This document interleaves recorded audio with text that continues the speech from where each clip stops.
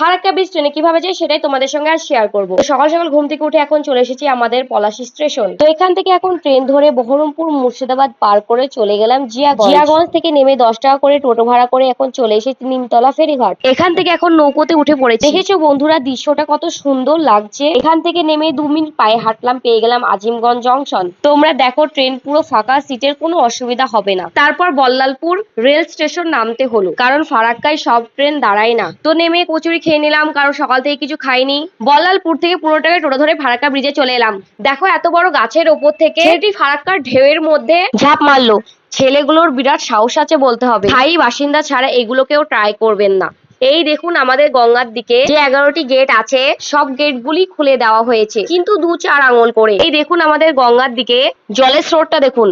এখানে ছবি তোলা মানা, কিন্তু ভিডিওর জন্য কিছু লেখা নেই, তো তাই একটু ভিডিও করে শুধুমাত্র তোমাদেরকে দেখাবো বলে। তো তোমরা চাইলেই হবে ফারাক্কায় যেতে পারো গাইস।